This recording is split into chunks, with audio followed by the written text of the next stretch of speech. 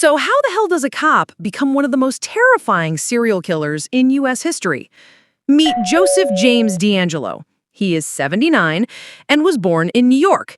He is an ex-cop and apparently a full-time lunatic in his off hours. He worked in law enforcement in the 70s, patrolling neighborhoods he'd later terrorize. Joseph didn't start out murdering people. Nope. He started out watching. Back in the early 1970s, strange reports start popping up across Visalia, California. Someone sneaking into homes, taking weird stuff, leaving everything else untouched. Like, huh? Not stealing TVs, not even taking cash, just panties.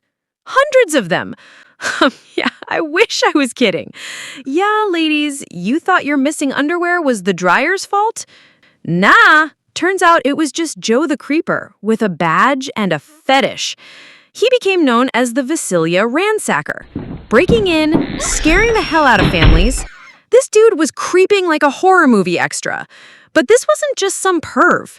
It was the beginning of something much, much darker. Way darker. By 1976, Joseph moved to a new neighborhood and levels up his madness. Oh yeah, he's not done. Women start reporting home invasions, then rape, then murder. This guy didn't just sneak in, he stalked his victims for days beforehand. He'd literally call their phones, breathe into the line, and hang up. Or worse, whisper stuff like, "Hey, I'm gonna kill you." What the hell? This guy was literally living out a horror movie and the whole damn state was his playground.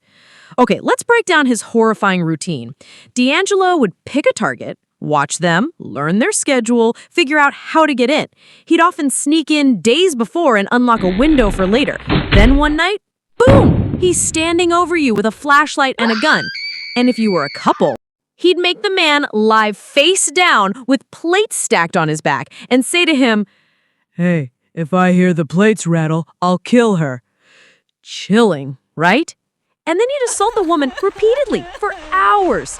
Afterward, he'd stay, eat some food, rummage through the fridge, just helping himself to a midnight snack after being the literal spawn of hell. Casually disappear into the night like a twisted magician. Poof, gone. The dude had a whole routine like it was a 9-to-5 job, except nobody was hiring for this nightmare.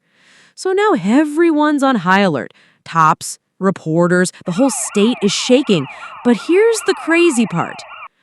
Joseph was a cop himself in Auburn, California during all this. Yes, the guy hunting for the killer was the killer. By the late 70s and early 80s, the crime spread across different cities. Different names pop up for the same monster. The Visalia Ransacker, the East Area Rapist, the original Night Stalker. All him. But nobody realized they were all the same person. Nobody. And after a while, Joseph just disappears, stops killing, vanishes like smoke, starts living a totally normal suburban life in Citrus Heights, gets married, has kids. This man pulled off the ultimate "I'm just a family man" act. Joseph committed all these crimes, lived happily with his family, and was not caught by the authorities. Well, fast forward to 2018. Technology finally catches up, and you're gonna love this part. Investigators upload crime scene DNA into a public genealogy website. And right there, they saw a match.